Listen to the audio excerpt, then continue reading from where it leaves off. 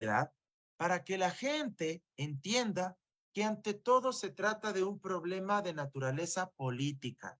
No es un problema de naturaleza penal, jurisdiccional, en el campo ordinario. A esa arena es hacia donde han pretendido llevarnos algunos actores, pretendiendo hacernos creer que el juicio político que se va a presentar en contra del presidente Lazo se trataría de un juicio penal, cuando los legisladores no son ni fiscales, ni jueces penales, ni miembros de la Corte Nacional de Justicia. Los legisladores en nuestro país no van a decidir si es que el presidente, si es que acaso el juicio político prospera y llega hasta la Asamblea, los legisladores no van a decidir si es que el presidente Lazo tiene que ir o no a la cárcel. Los legisladores no van a decidir si es que el presidente Lazo sigue o no en libertad, porque para eso está la justicia ordinaria. Y el juicio político tiene una naturaleza y una concepción y un objetivo, un fin totalmente distinto que el juicio penal. Uno de los fines del juicio político, antes de pasar a las cuestiones más importantes que la Corte Constitucional de nuestro país ha señalado sobre el juicio político y sobre el control político, uno de los fines del juicio político radica básicamente en que la gente, en vez de que salga a protestar en las calles, a movilizarse en contra de un gobierno que le ha traicionado, que le ha incumplido sus demandas, sus expectativas, que ha incumplido su oferta de campaña, o que está envuelto en inmensos casos de corrupción o de vínculos incluso con la mafia del narcotráfico, en vez de que la gente salga a protestar a las calles y por fuera de la vía institucional propicien que ese gobierno salga del ejercicio del poder, en vez de que eso suceda de forma poco pacífica o si ustedes quieren, de forma incivilizada, ¿sí? En vez de que eso suceda, el juicio político lo que busca es resolver el problema en el campo institucional, en el campo democrático, bajo el imperio no de las masas, que también tienen legítimo derecho a protestar, por cierto, por eso hay el derecho a la resistencia, reconocido en nuestra Constitución, el derecho a la protesta social pacífica, reconocida en nuestra Carta Fundamental y en la Convención Americana de Derechos Humanos. Claro que hay el derecho también a manifestarse libremente, pero aparte de eso, el juicio político es un mecanismo constitucional que lo que busca es resolver el conflicto entre distintos poderes o resolver los desgobiernos, las malas actuaciones de los representantes de elección popular, ¿en qué arena? En la arena constitucional, en la arena democrática, en la arena política, para evitar que los ciudadanos hagan en las calles lo que se niegan a hacer por ellos quienes dicen representarles. Y quienes dicen representarles, ¿quiénes son? Los legisladores, pues. Porque si tú tienes un 88-90% de ecuatorianos que rechazan a un gobierno, es indudable que esos legisladores deben representar y encarnar ese sentimiento de la gente y deben intentar traducirlo a través de decisiones políticas que toman en la legislatura. Y uno de esos elementos es el juicio político. Dicho esto, ¿qué ha dicho la Corte Constitucional? La Corte Constitucional, por ejemplo, en el dictamen número, y me permito leerlo así textual, 001-17-DJ-CC, en el caso del ex vicepresidente de la República, Jorge Glass, que ahora parecería que muchos ya no lo recuerdan, principalmente aquellos que defienden al presidente Lazo y quienes se oponen al juicio político que se va a presentar en contra de él. Muchos de ellos, empezando por el propio ministro de gobierno, ¿sí? Henry Cucalón, él cuando fue diputado de la bancada social cristiana, él fue uno de los que firmó y apoyó el juicio político en contra de Jorge Glass. El propio sobrino de Guillermo Lazo, Roberto Gómez Alcíbar, me parece que es el segundo apellido, él fue uno de los que presentó la solicitud y lideró la recolección de firmas para plantear el juicio político en contra de Jorge Glass. Y en ese momento la Corte Constitucional, que al igual que ahora, tenía que hacer un control de constitucionalidad para emitir su dictamen, admitiendo o negando el juicio político, ¿qué dijo? Les voy a leer un extracto. En uno de los párrafos, la Corte dijo lo siguiente: el enjuiciamiento político de las máximas autoridades de las instituciones del Estado por parte de la Asamblea Nacional constituye la más representativa muestra del ejercicio de las potestades de fiscalización y control político de la función legislativa en los regímenes presidencialistas.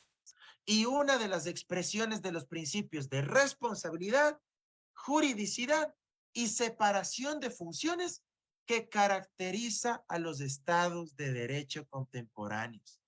Eso no lo digo yo, no lo dice ningún autor, no lo dice ningún constitucionalista, no lo dice ningún politólogo.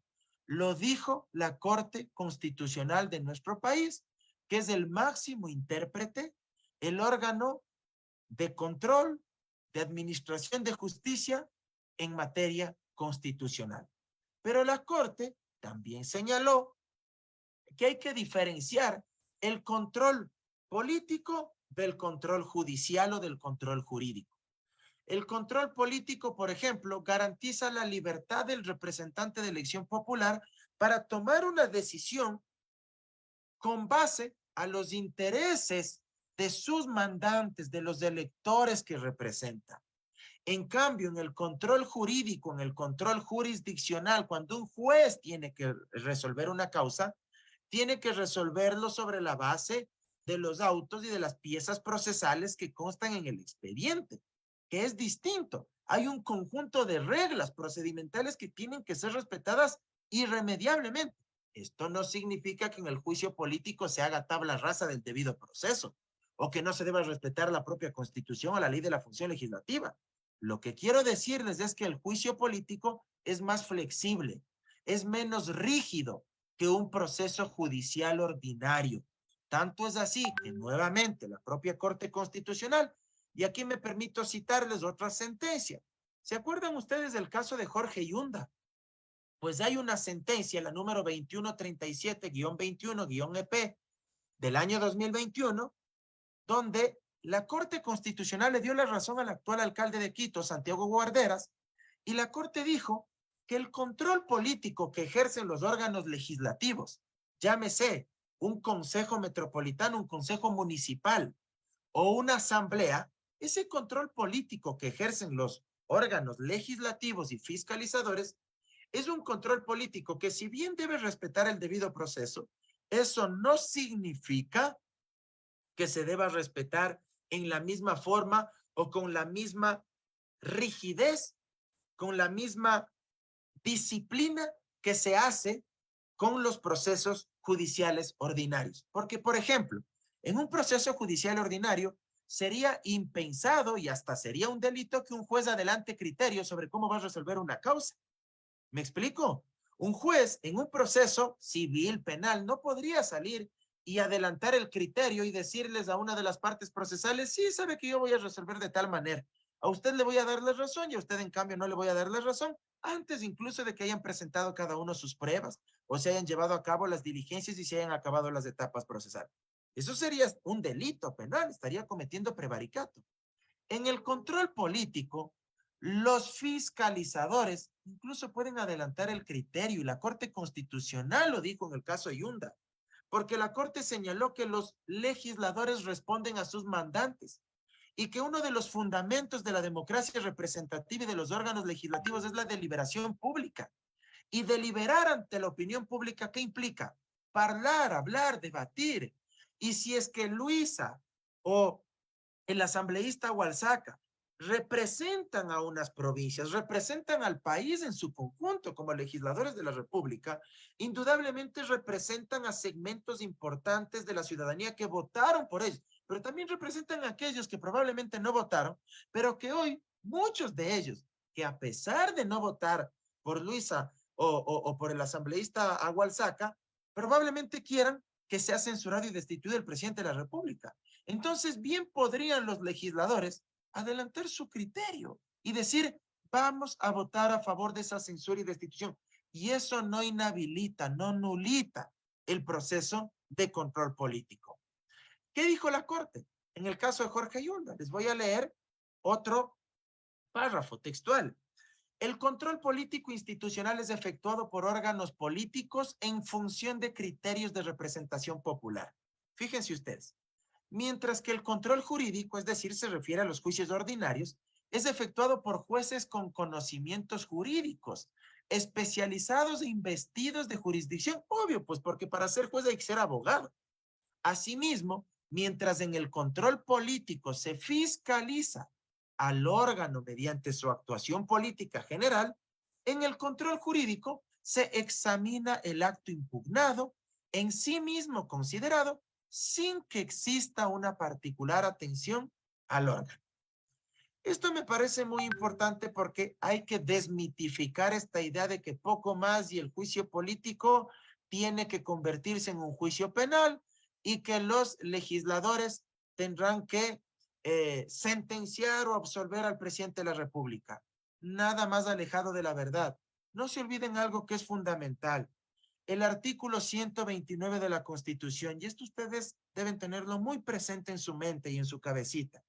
El 129 de la Constitución señala con absoluta claridad que para proceder al enjuiciamiento político del presidente o vicepresidente de la República, no se necesita el enjuiciamiento penal previo.